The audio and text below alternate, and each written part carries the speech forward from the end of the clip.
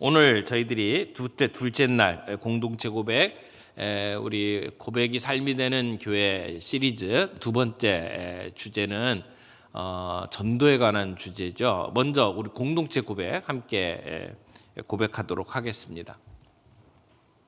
우리는 세상으로부터 부름받은 하나님의 백성입니다. 또한 세상 속으로 보냄받은 그리스도의 제자입니다. 하나님을 영화롭게 하는 예배자가 됩시다. 이웃에게 열심히 복음을 전하는 증인이 됩시다. 한몸된 교제를 나누는 건강한 지체가 됩시다. 아낌없이 사랑을 실천하는 봉사자가 됩시다.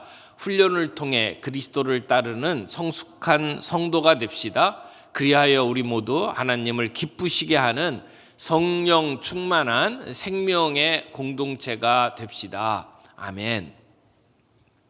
우리 공동체 고백이 맨 앞부분에는 교회가 무엇이냐라고 하는 정의를 다루었죠.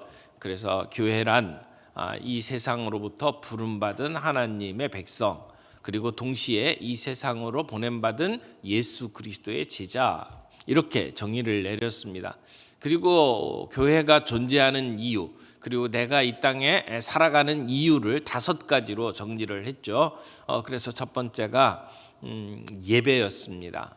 하나님을 영화롭게 하는 예배자가 됩시다라고 하는 것이었고요.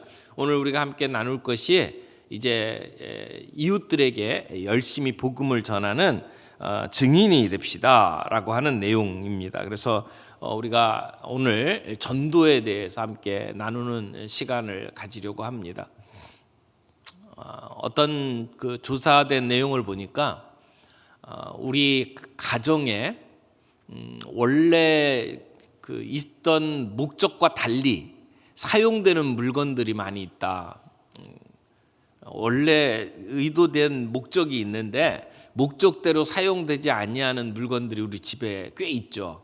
그래서 순서를 쭉 매겨놨는데 넘버 2가 뭐냐면 그 운동기구, 자전거 같은 거 있잖아요.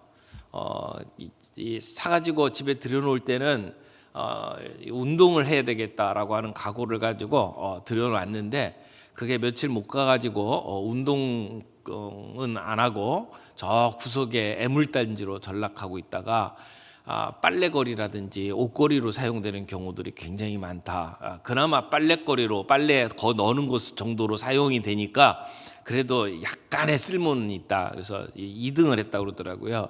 1등이 뭐냐 그랬더니 피아노가 됐더라고요. 예전에는 피아노 굉장히 많이 했어서 왜 집집마다 피아노를 이렇게 샀는지 잘 모르겠는데, 그래서 저 어렸을 때는 이렇게 길거리 지나가면 담장 너머로 이렇게 피아노 연습하는 소리 많이 들었거든요. 바이엘, 체르니 이렇게 연습하는 소리를 들었는데 요즘에는 그런 소리 들려오는 집이 별로 없는 것 같아요. 그러니까 피아노가 이렇게 덩그러니 놓여 있긴 한데 음악을 연주하는 그러한 용도가 아니고 100만 원, 200만 원짜리 그 액자 받침으로대로 사용을 하는 그런 경우들을 많이 보죠. 근데 교회가 원래 목적대로 사용되지 않으면 바로 이런 모습과 같지 않을까? 빨래거리로 사용되는 헬스 기구, 아니면 액자 받침대로 사용되는 피아노 같은 존재가 되어가지 않을까 하는 생각을 하게 됩니다. 오늘 우리 교회가 어떤 존재냐라고 하는 것, 두 번째로 함께 살펴볼 본문은 베드로전서 2장 9절 말씀입니다. 우리 베드로전서 2장 9절 말씀 함께 보도록 하죠. 베드로전서 2장 9절입니다. 함께 읽도록 하겠습니다. 그러나 너희는 택하신 족속이요 왕같은 제사장들이요 거룩한 나라요 그의 소유가 된 백성이니 이는 너희를 어두운 데서 불러내어 그의 기이한 빛에 들어가게 하신 이의 아름다운 덕을 선포하게 하려 하심이라. 아멘. 여기 베드로전서 2장 9절에 보면 우리를 하나님께서 어떤 존재로 불러주셨느냐라고 하는 이야기를 하고 있습니다. 주님이 우리를 어떤 존재로 불렀다고 이야기를 합니까? 여기 보니까 한 4가지 정도로 소개를 하고 있는데요. 하나는 택하신 족속, 그 다음에 왕같은 제사장, 그리고 거룩한 나라, 그리고 그의 소유된 백성, 이렇게 표현을 하고 있어요. 오늘 새벽에 이거 자세하게 다 다룰 수는 없어요. 간단하게만 정리하고 넘어갈까요? 택하신 족속. 우리 믿는 자들은 하나님께서 특별히 선택한 백성이다. 여기 택했다라고 하는 것은 하나님께서 주권적으로 선택하셨다, 역사하셨다, 그런 얘기를 해요. 마치 도자기를 빚는 사람이 자기가 원하는 모습의 그릇을 만드는 것처럼 하나님께서 하나님의 마음대로, 하나님의 주권으로 이스라엘 백성을 하나님의 백성으로 선택하셨다라고 하는 얘기죠. 그러니까 이사야서에서 늘 이렇게 표현하는 그 표현으로 나의 백성, 나의 택한 자라고 하는 말씀입니다. 그러니까 우리 믿는 자들은 하나님께서 특별히 선택한 하나님의 백성이다, 그런 말이죠. 근데 하나님께서 이스라엘 백성을 선택했다라고 하는 말이 이스라엘 백성이 다른 백성들보다 더 거룩하고 더 신실하기 때문에 이스라엘 백성을 선택한 것이 아니라고 하는 사실을 우리는 기억할 필요가 있습니다. 신명기 7장 7절에 보면 이렇게 얘기를 해요. 여호와께서 너희를 택하심은 너희가 다른 민족보다 수요가 많기 때문이 아니라 너희는 오히려 모든 민족 중에 가장 적으니라. 이스라엘 백성을 선택한 이유가 너희들이 수요가 많고 능력이 있어서가 아니라는 거예요. 너희들이 숫자가 작다, 보잘것없는 존재다, 그런데 하나님이 선택하셨다, 그런 이야기를 하는 거죠. 그러니까 이스라엘 백성이 다른 민족보다 특별히 나아서가 아님에도 불구하고 하나님이 주권적으로 그 백성들을 하나님의 백성으로 선택했듯이 오늘 우리가 그렇게 선택받은 하나님의 백성이다라고 하는 것을 이야기를 하는 거죠. 우리는 예수 그리스도로 말미암아 영적으로 새로운 출생을 하게 된 존재입니다. 그래서 하나님께서 주권적으로 우리를 선택하셔서 교회로 이끌어 들이시고 우리를 하나님 백성으로 삼으셨다는 거죠. 그래서 우리는 어떤 존재다? 우리는 선택받은 택하신 족속이다. 두 번째, 왕같은 제사장이다. 모세는 이스라엘 백성들에게 이렇게 선포했습니다. 너희가 내게 대하여 제사장 나라가 되며 거룩한 백성이 되리라. 제사장 나라라고 이야기를 했어요. 제사장이 어떤 역할을 하죠? 구약시대의 제사장, 이 아론의 자손들이 제사장이 되잖아요. 그리고 그런 그 아론의 자손들 가운데에서도 흠이 없는 사람들이 이 제사장으로 선택을 받습니다. 그러면 그 제사장이 하는 일이 뭐예요? 제사 드리는 일을 하잖아요. 그러니까 하나님과 이스라엘 백성 사이에 중간 역할을 하는 존재로 이 일을 했어요. 그래서 이스라엘 백성들이 하나님 앞에 직접 나아갈 수가 없었잖아요.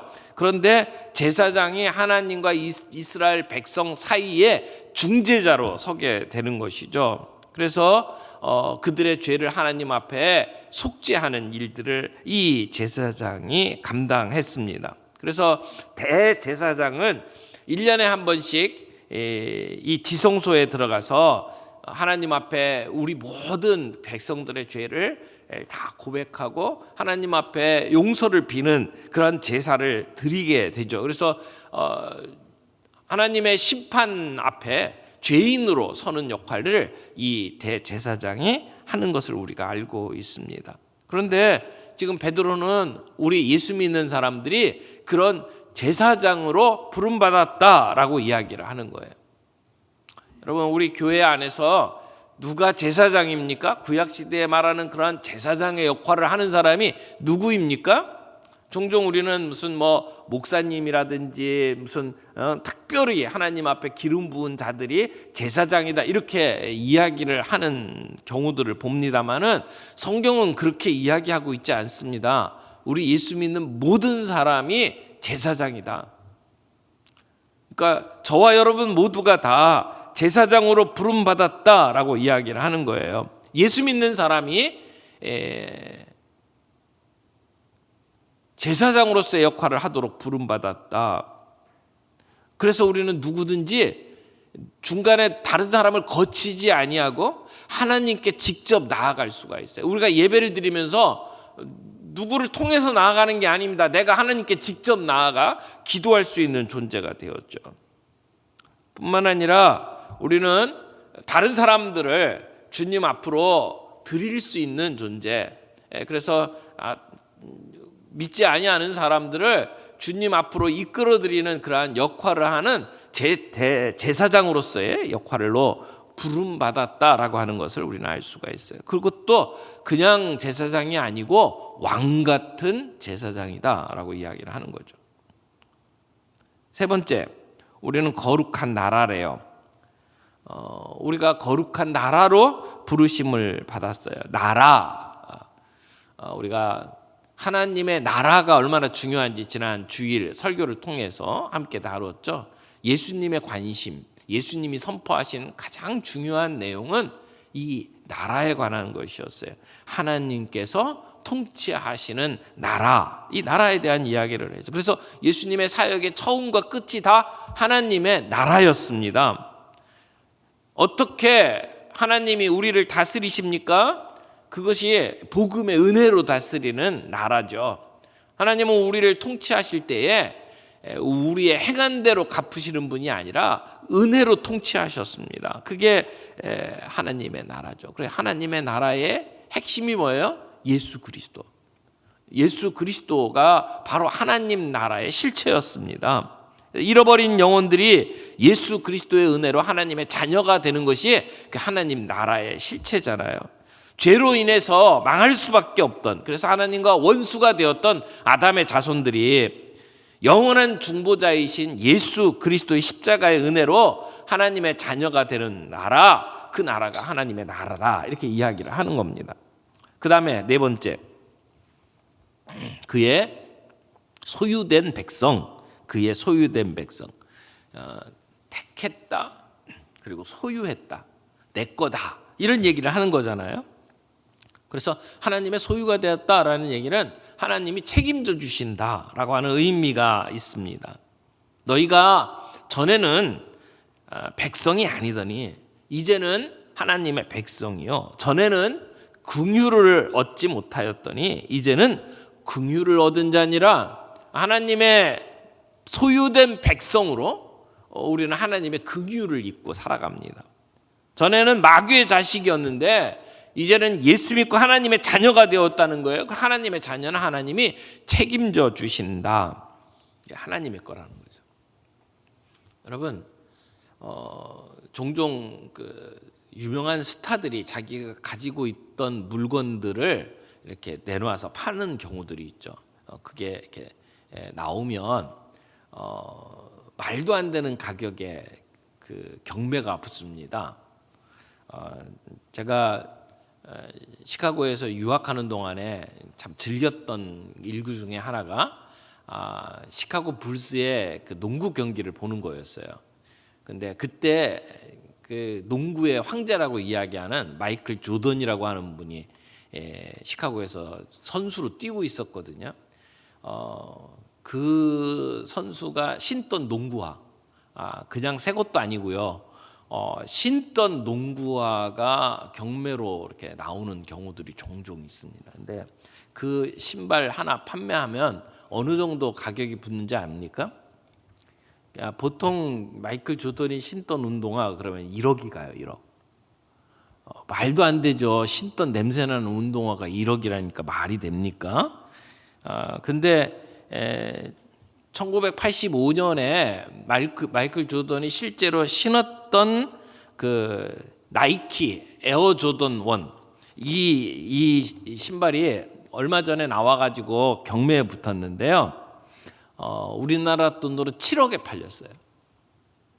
그러니까 신발이 값이 있는 게 아니에요. 누구의 거냐가 중요한 거죠. 그렇죠? 누가 신었던 거냐.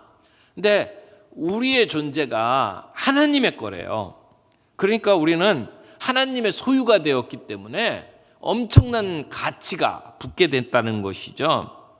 우리가 그런 가치가 매겨진 것은 우리가 그런 자격이 있어서가 아닙니다. 그것을 우리가 그 값을 증명해낼 수 있는 어떤 공헌을 해서가 아니라는 얘기입니다. 하나님의 긍휼하심 때문에, 우리가 하나님의 것이 되었기 때문에 우리는 예수님의 목숨만큼의 값이 붙었다는 것이죠. 우리에게 이런 직분을 주셨다.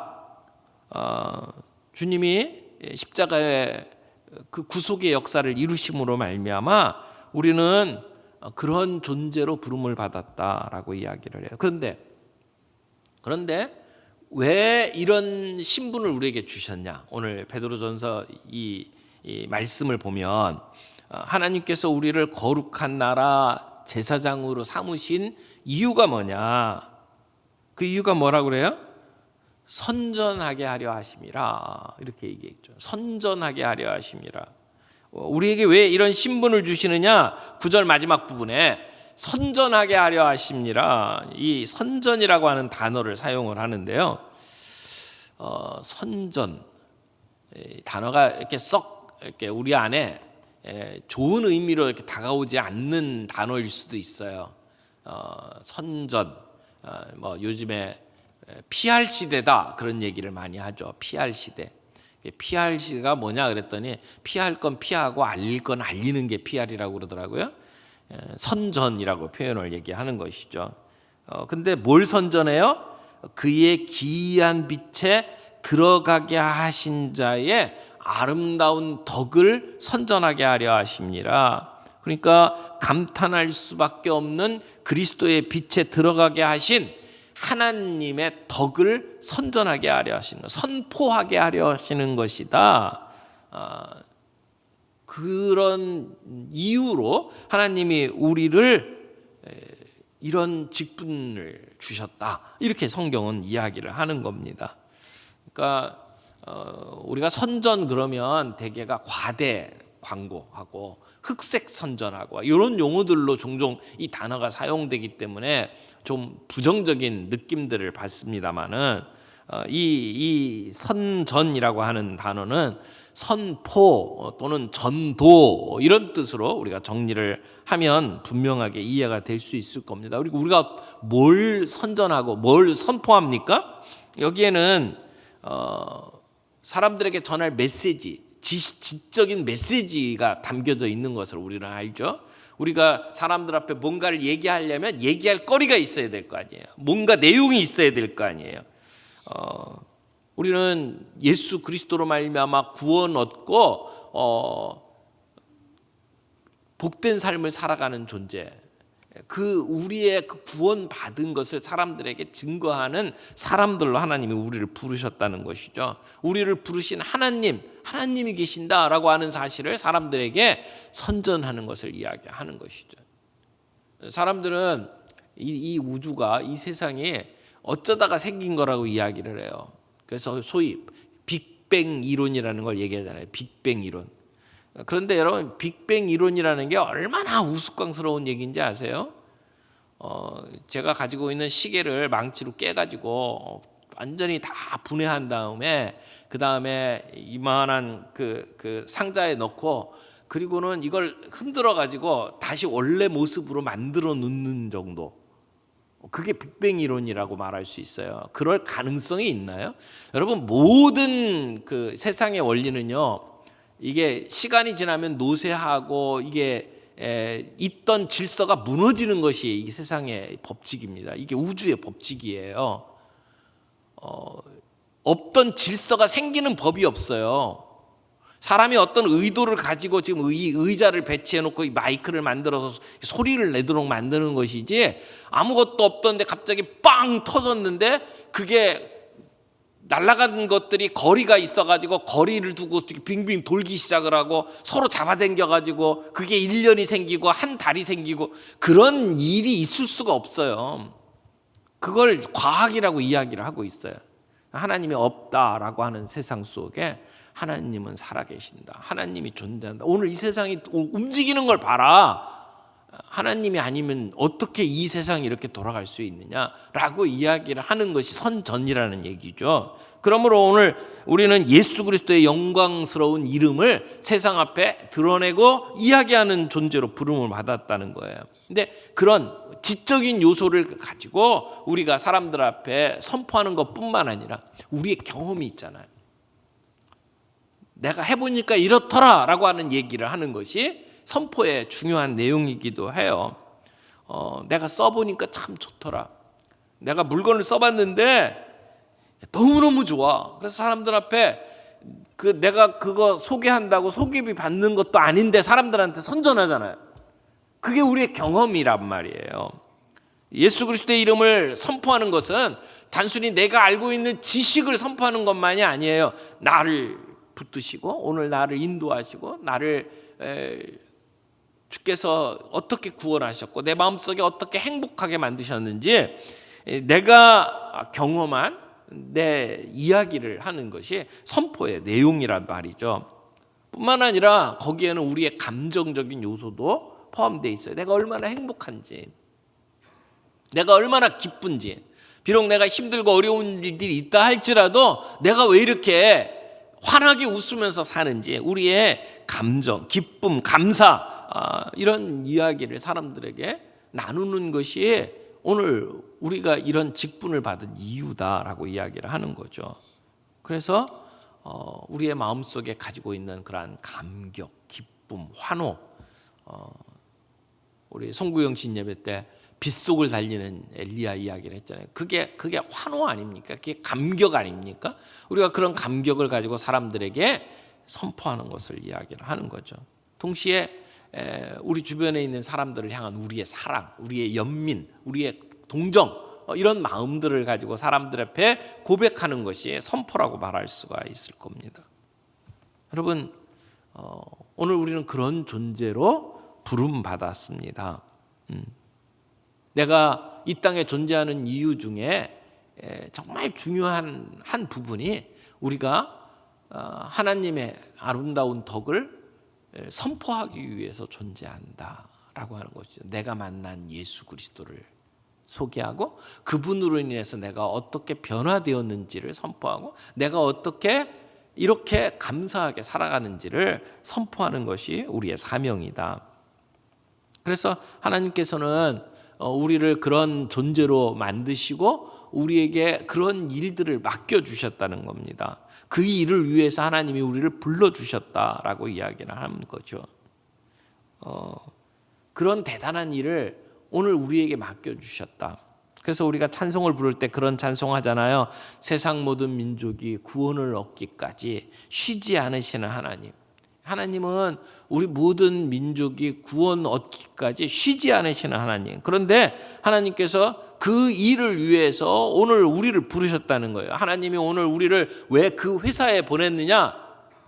내가 너를 왜 그 회사에 보낸지를 아느냐? 내가 너를 왜 그 일을 하도록 만든지 아느냐? 내가 왜 너를 그곳에 심어 놓은지 아느냐? 너는 내 파트너다. 너는 내 소중한 파트너다. 내가 너를 통해서 이루고자 하는 꿈이 있다. 주님이 우리들에게 그렇게 말씀하시는 겁니다. 우리가 가지고 있는 영향력, 내가 가지고 있는 재물, 내가 가지고 있는 그런 모든 부분들, 나의 젊음, 나의 아름다움, 내가 가지고 있는 지식, 이 모든 것들이 주님이 우리들에게 주신 것이다라고 하는 것이죠. 여러분, 전도라고 하는 것은 은사입니까? 사명입니까? 전도라고 하는 것은 사람들에게 말 잘하고 사람들에게 이 전도하는 어떤 특별한 능력을 가진 사람들에게만 주신 일입니까? 우리 모든 그리스도인들에게 주신 사명입니까? 우리는 종종 그런 생각을 해요. 나는 말주변도 없고 나는 사람들에게 얘기해도 먹혀 들어가지가 않아. 나는 이런 일에 부름받은 것 같지가 않아. 그렇게 생각을 한다면 그건 전도 이 사명을 잘못 이해하는 거죠.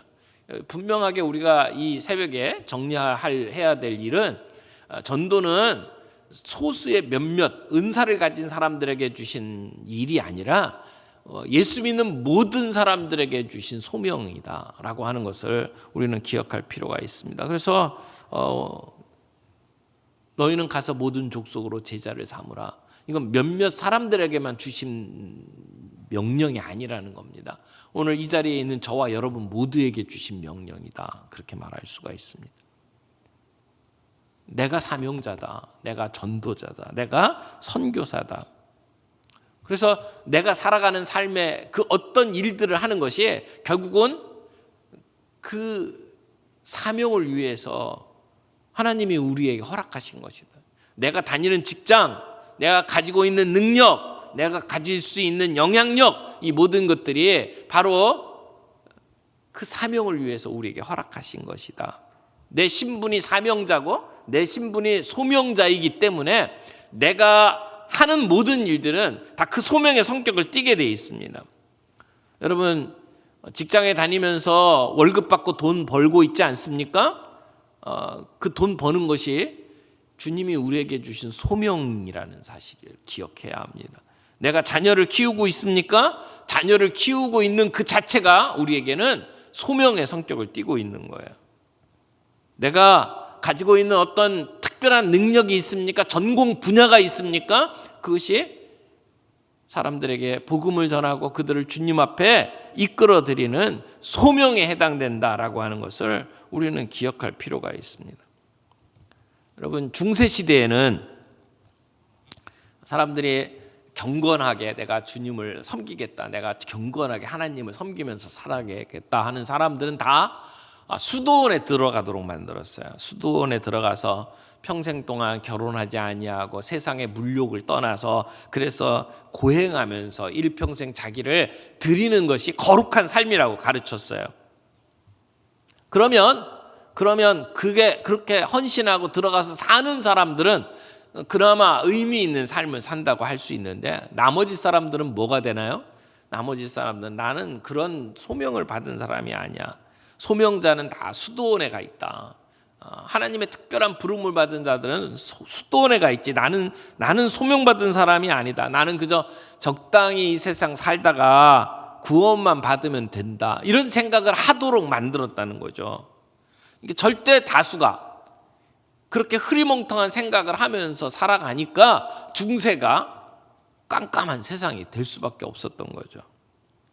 여러분 종교개혁자 루터가 나오면서 그 생각을 깬 겁니다. 교회의 바벨론 감금이라고 하는 유명한 책을 이 루터가 썼는데 그때 루터가 이런 이야기를 합니다. 수도원에 들어간 성직자들이 고행을 하면서 거룩하게 하나님 앞에 헌신하는 것이나 저 들판에 나가서 하루 종일 힘들게 일하는 노동자들의 노동이나 가정에서 자녀를 키우고 여러 가지 잡다한 일들을 하는 부인들의 가사일이나 하나님 앞에서는 똑같이 거룩합니다. 이렇게 이야기를 했어요.